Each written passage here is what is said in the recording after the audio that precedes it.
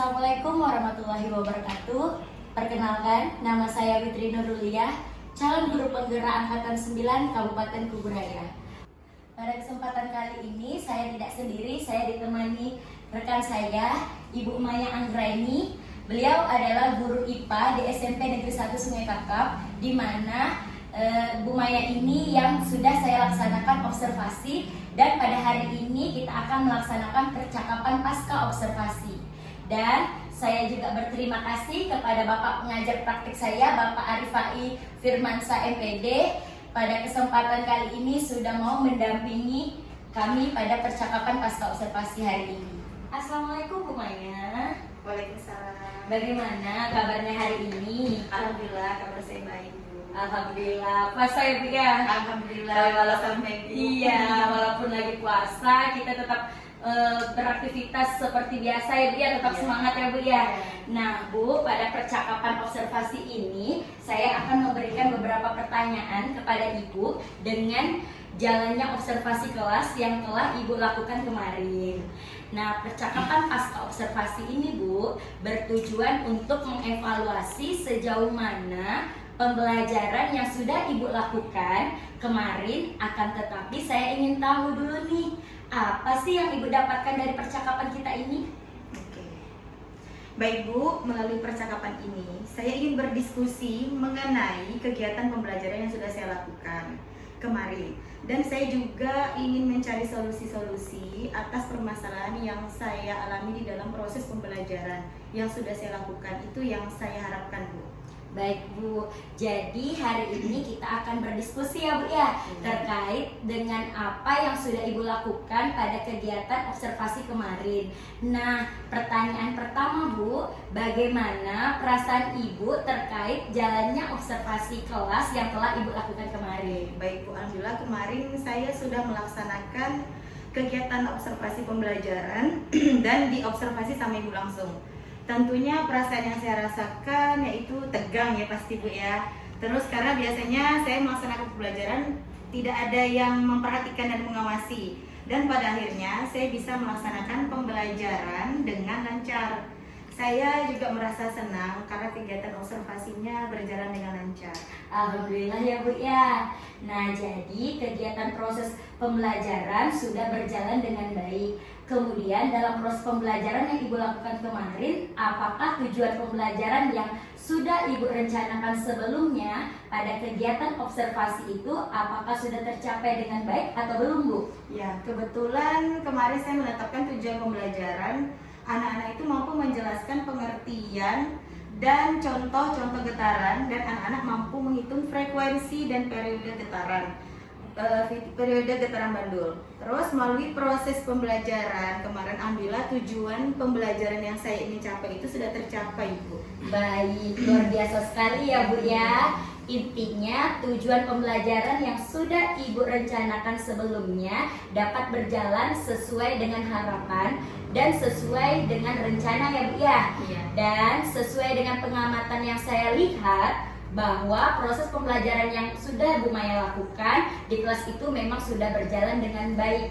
Kemudian saya juga melihat anak-anak sangat antusias dalam mengikuti pembelajaran yang telah Ibu lakukan, baik dalam diskusi kelompok maupun pada saat kegiatan permainan berlangsung.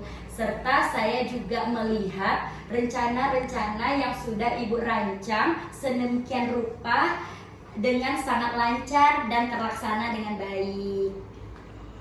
Kemudian nih Bu, kalau bisa diceritakan kembali ya Bu ya, area pengembangan apa yang ingin Ibu lakukan di dalam kelas, kemudian langkah-langkah apa saja yang sudah Ibu lakukan di dalam kelas kemarin. Oke, baik Bu, terima kasih. Untuk area pengembangan yang saya lakukan kemarin di kelas, area pengembangan dalam aspek pengetahuan dan keterampilan. Yang pertama, bagian pengetahuan, siswa mampu menjelaskan pengertian dan contoh-contoh getaran. Yang kedua, siswa itu mampu menghitung frekuensi dan periode getaran bandul. Nah, terus bagian yang keterampilan, yang pertama itu menyajikan hasil percobaan tentang getaran pada bandul. Terus kemudian tahapan-tahapan yang saya lakukan itu membuat perangkat ajar seperti rencana pelaksanaan pembelajaran RPP, kemudian membuat media pembelajaran, terus saya juga membuat asesmen untuk mengukur sejauh mana ketercapaian siswa di dalam proses pembelajaran tersebut. Baik, yang sudah Ibu kembangkan yaitu pada bagian aspek pengetahuan dan keterampilan ya Bu ya. Kemudian tahapan-tahapan yang sudah Ibu lakukan, Ibu sudah menyiapkan perangkat ajar, seperti RPP, kemudian membuat media pembelajaran, dan juga Ibu juga sudah menyiapkan asesmen ya Bu ya untuk mengukur ketercapaian siswa. Nah, menurut Ibu sejauh mana area pengembangan yang sudah Ibu sampaikan tadi? Apakah sudah berhasil dilakukan ketika pembelajaran kelas berlangsung? Menurut saya area pengembangan yang sudah saya lakukan di kelas itu sudah tercapai walaupun terdapat kekurangan dalam pelaksanaannya. Namun saya melihat sejauh ini sih anak-anak sudah mampu menjelaskan pengertian dan contoh-contoh getaran serta menghitung frekuensi dan periode getaran. Baik, berarti Ibu sudah melaksanakannya dengan baik dan sesuai dengan harapan ya Bu ya. Iya. Namun Ibu masih terdapat kekurangan dalam pelaksanaannya. Menurut Ibu, kendala apa saja yang Ibu temukan? Ya, atau yang Ibu hadapi pada saat Ibu melaksanakan pembelajaran kemarin? Ya. Menurut saya kekurangan atau hambatan yang saya alami itu saya menemukan ada salah satu siswa itu kurang aktif atau kurang terlibat dalam proses pembelajaran berlangsung. Terus saya juga melihat dia hanya mengandalkan temannya, dan saya juga merasakan kurang mengintegrasikan pembelajaran sosial dan emosional di dalam kelas. Dan mungkin hal-hal yang saya rasakan tersebut dialami oleh guru-guru yang lain juga di dalam kelas.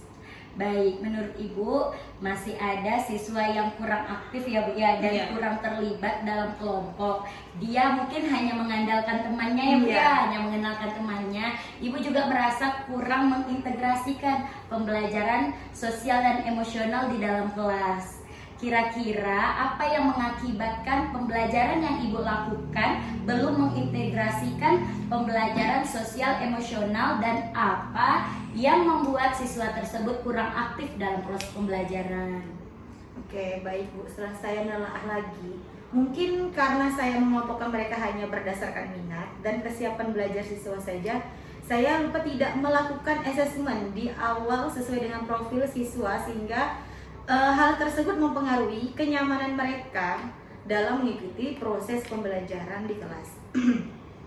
Dan untuk pembelajaran sosial emosional itu sendiri, karena kurangnya wawasan saya yang kurang luas terhadap pembelajaran tersebut, terus saya juga kurang mencari referensi dari luar atau guru lain atau rekan-rekan sejawat. Iya, baik.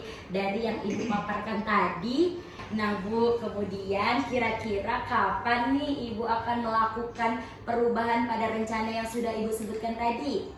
Oke, saya ingin melakukan itu secepatnya Bu, kalau bisa. Iya, kira-kira nih Bu, siapa yang dapat membantu Ibu dalam mewujudkan rencana yang tadi Ibu sampaikan?